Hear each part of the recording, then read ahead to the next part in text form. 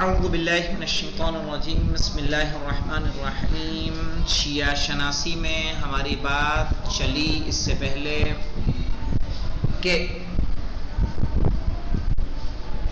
جو نظریات شیعیت کی ابتدا میں غلط پائے جاتے ہیں، یعنی جو غلط نظریات ہیں، جو کہ صحیح نظریات ہم لوگ پڑھ چکے ہیں، تو اس سے پہلے جو ہماری گفتگو تھی غلط نظریات شیعہ مذہب کی ابتدا کے بارے میں جو پائے جاتے ہیں، ان میں سے سب سے پہلا جو ہم نے پڑھا اور اس کی رد پیش کی کہ شیعت کی ابتدا کس نے کی ہے؟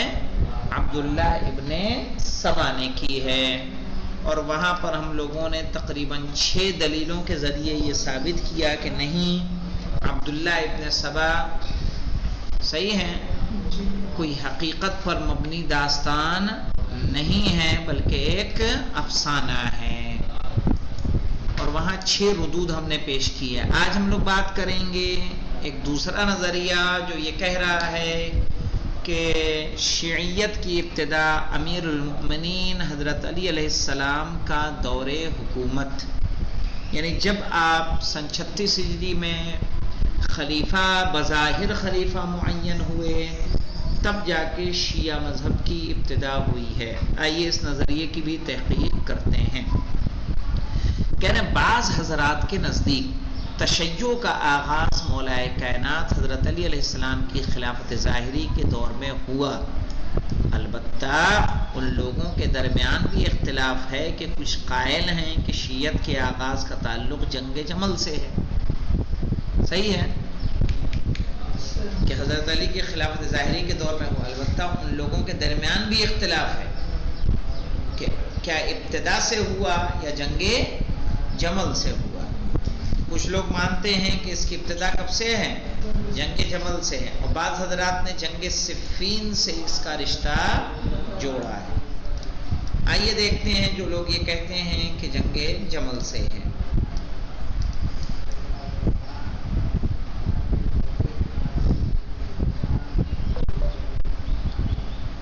اس قول کی بنیاد ابن ندیم، کون ہے؟ اس قول کی بنیاد کہ جنگ جمل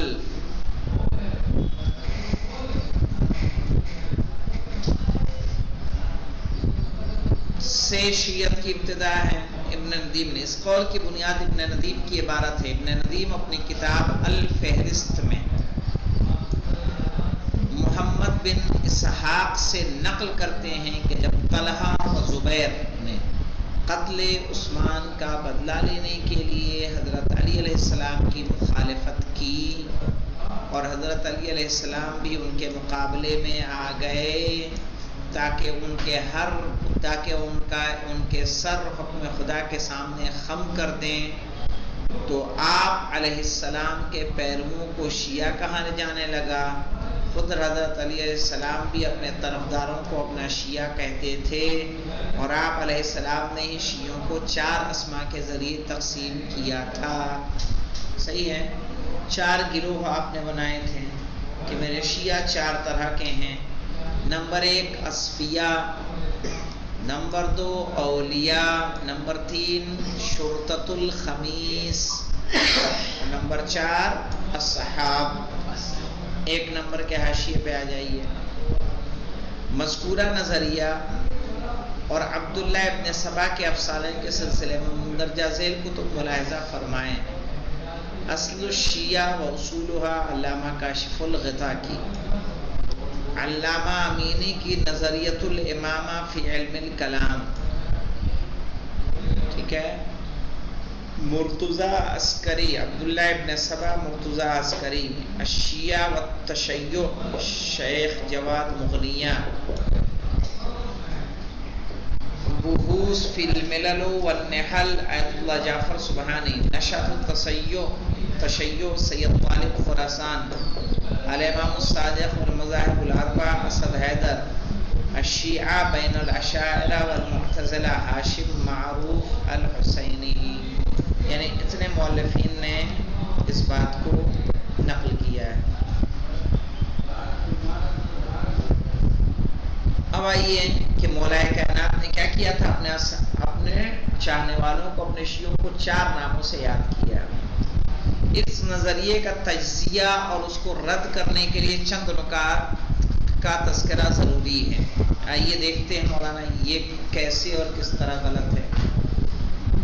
کہہ رہے ہیں کہ ابن ندیم، مولانا ابن ندیم سے پہلے 2 نمبر کا حاشیہ آ جائیے، کیا ہے ابن ندیم کی وفات، یہاں دیکھیے مولانا ابن ندیم کی وفات 378 ہجری میں ہوئی، جبکہ برقی کی وفات 274 یا 280 میں ہوئی۔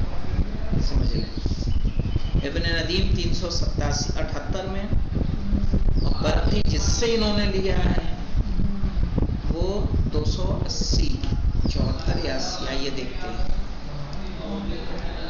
ابن ندیم سے پہلے ابو عبداللہ البرقی نے علم رجال سے متعلق اپنی کتاب میں پیروان علی کے 4 طبقات یا اصناف کا انہی الفاظ میں تذکرہ کیا ہے۔ ابن ندیم کب کر رہے ہیں؟ 378 میں، اور دوسرے کب کر رہے ہیں؟ برقی 274 یا 280 میں۔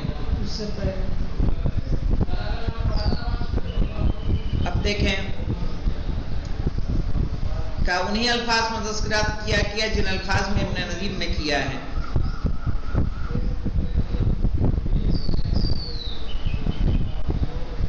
ٹھیک ہے، بلکہ ابو عبداللہ برقی نے سلمان فارسی، مقداد بن اسود، ابو ذر غفاری نیز دیگر اکابر اصحاب امیر المومنین کا تعارف و تذکرہ اصفیاء سے کیا کہا کہ یہ کیا ہیں؟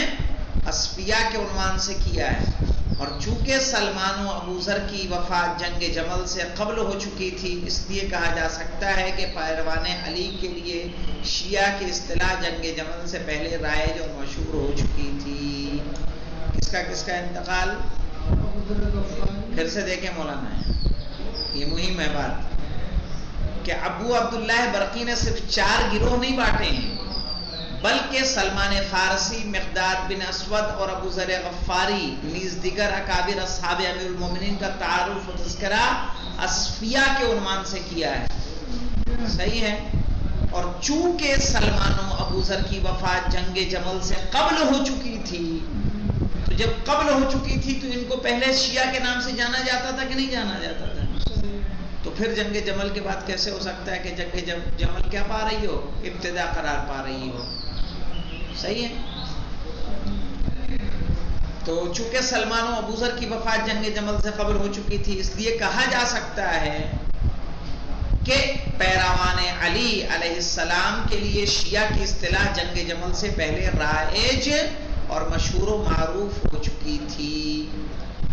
نمبر 2، ابن ندیم کے قول کا گزشتہ نظریہ سے قطعاً کوئی تعلق نہیں ہے۔ اب دیکھیے کہ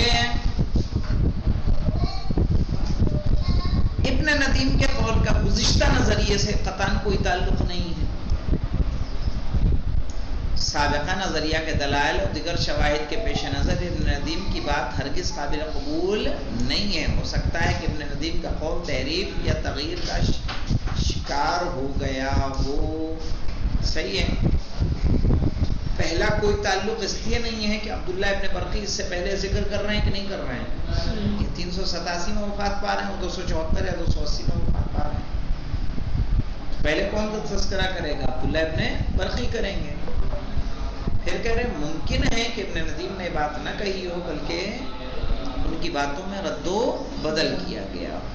نمبر 3، اس نظریے کی توجیہ میں صرف اتنی بات تسلیم کی جا سکتی ہے، یعنی اگر توجیہ کی جائے کہ مذہب شیعہ اگرچہ پہلے سے ہی موجود تھا، لیکن حکومت علوی کے سیاسی و سماجی حالات کے دوران اس اصطلاح کو پھلنے پھولنے کا خوب موقع ملا، اور ان حالات کے درمیان جنگ جمل کے واقعے کی اہمیت بہرحال انکار نہیں کیا جا سکتا۔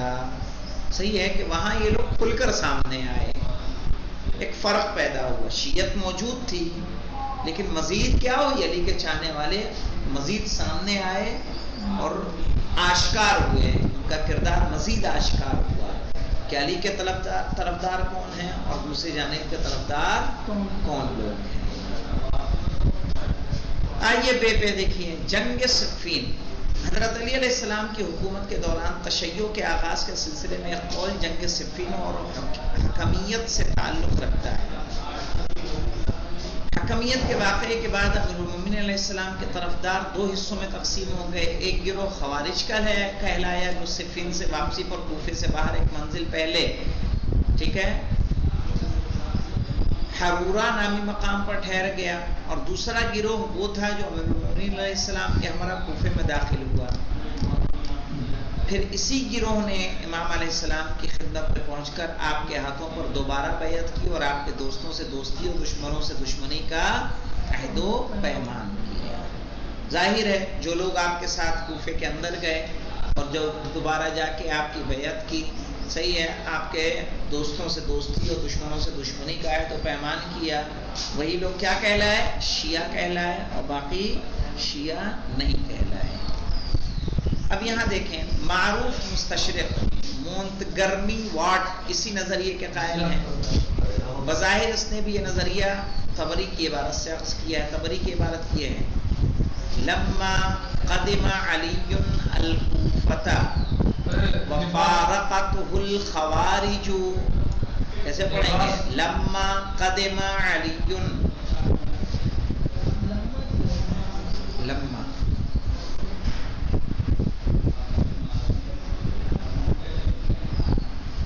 قدم علی الکوفۃ وفارقتہ الخوارج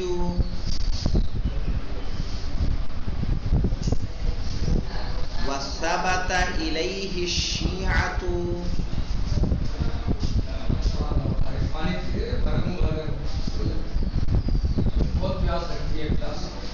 فقالوا فی اعناقنا بیعۃ ثانیۃ، فقالوا فی اعناقنا بیعۃ ثانیۃ نحن اولیاء من والیت وعداء من عادیت۔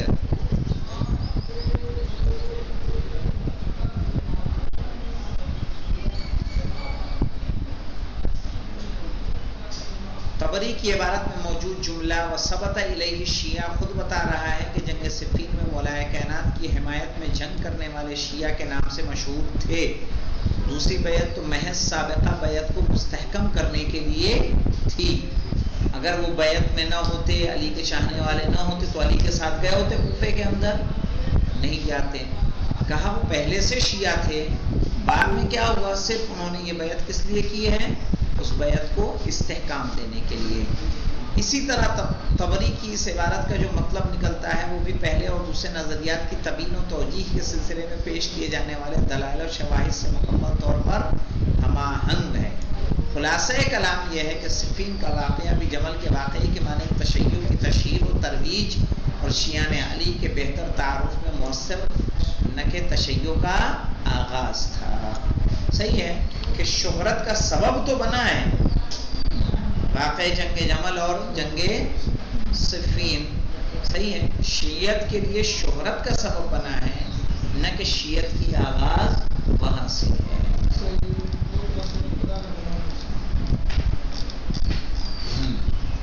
اب اس نظریے کی کچھ باتیں اور ہیں جو